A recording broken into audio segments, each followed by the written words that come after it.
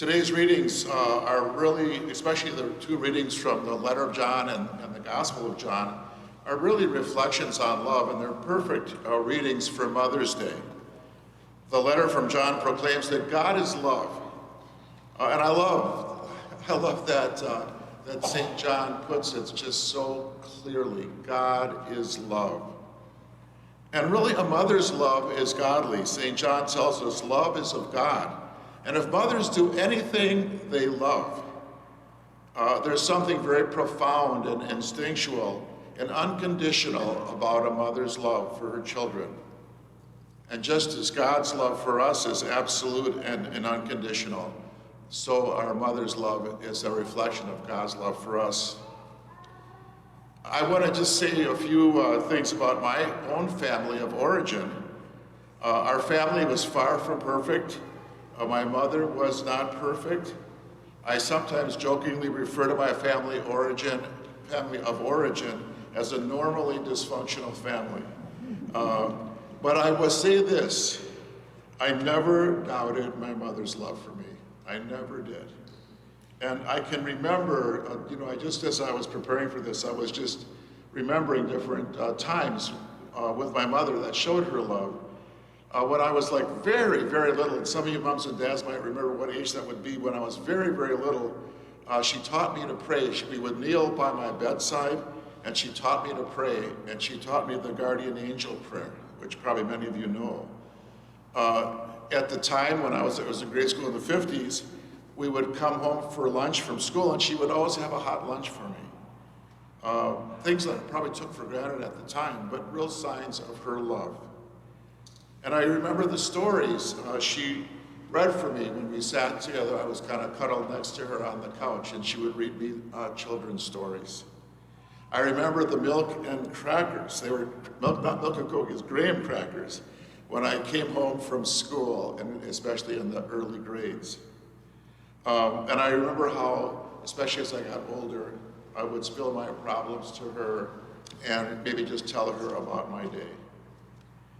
This one I find somewhat humorous. A couple of these are somewhat humorous. I just remember how when she dropped me off for college with my dad, she cried, and I was a clueless 18-year-old, and I was like, why are you crying? Why is she crying? That was obviously a sign of her love for me. I remember at my ordination party, she put her hand on my knee and said, Warren, your father and I are very proud of you, And that really meant the world to me. And obviously I still remember it very clearly, even though that was a few years ago, 1977. This was one, there's a humorous side to this, but she was in hospice, and she was at the end of her life. And I checked with the hospice nurses, and they said, oh, your mother's got a couple weeks left at least. So when I told her I was going on this work trip, she scowled at me. She just, as you know, a mother's scowl, your mothers know how to do that. And I don't know, you must get mothers, or a manual that you get as a new mom, that how to scowl at your kids when you disapprove. I didn't know she was gonna die that week, but she knew she was gonna die that week. So, that was, fortunately, I was able to call. My dad called. My dad was there. My brother was there, and I was able to tell her before she died with the phone up to her ear. Like I told my dad, tell Mom I love her. He said, you tell her. So I he put the phone up to her ear, and I let her know how much I loved her. So she did love me unconditionally and absolutely, and I never doubted her or my dad's love for me.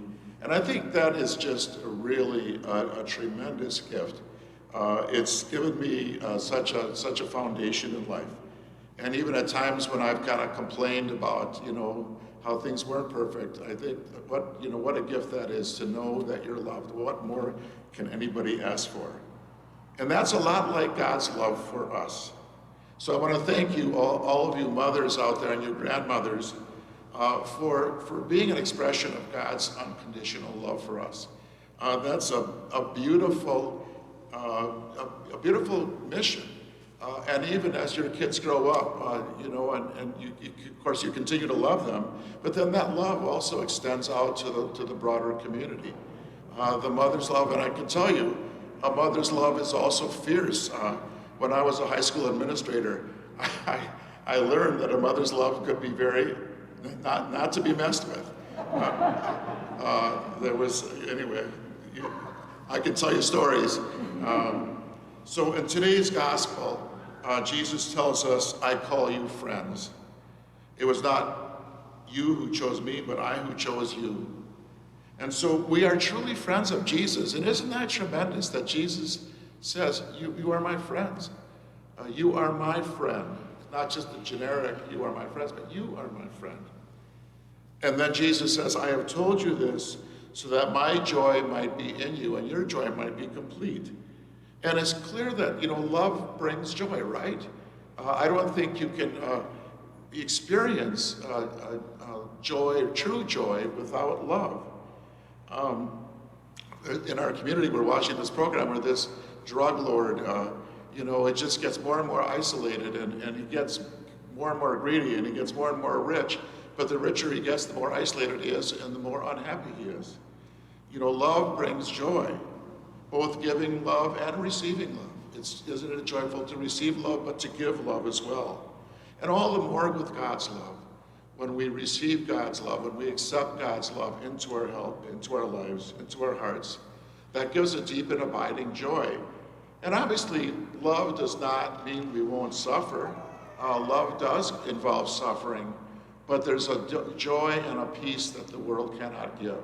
If we truly love, we will be happy, our life will have purpose, even in the midst of suffering and hardship. And you all know that to be true. And the last thing I want to say about love is that authentic love of neighbor involves working for justice.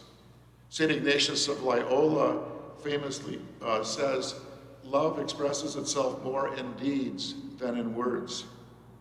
If we truly love others, we will work for justice, because we don't want to see someone we love suffer injustice. So it's just, in a way, it's just logical. If we love someone, we don't want them to suffer. We want to alleviate their sufferings in any way we can. And so we work to address any injustice. If we truly love our neighbor, we will work for driver's licenses for undocumented immigrants, because they are our brothers and sisters, and they need those licenses to get to work and other essential things. And our Minnesota Bishops' Conference has really spoken out courageously on that, as has Archbishop Hebda. If George Floyd and Dante Wright and Philando Castile are our neighbors whom we love, we will work for racial justice and for police reform. How can we not? If we love our neighbor, we have to work for those kinds of reforms. We want to stop the suffering that's experienced by people like George Floyd, Dante Wright, Philando Castile, and others. And I mention those three because they're right in our backyard. In fact, when I first came here 5 years ago, right before I arrived, Philando Castile had been killed right in our neighborhood. So love is more than a feeling. It involves action. And I want to thank all you mothers out there for showing us how to love. Father, Son, Holy Spirit.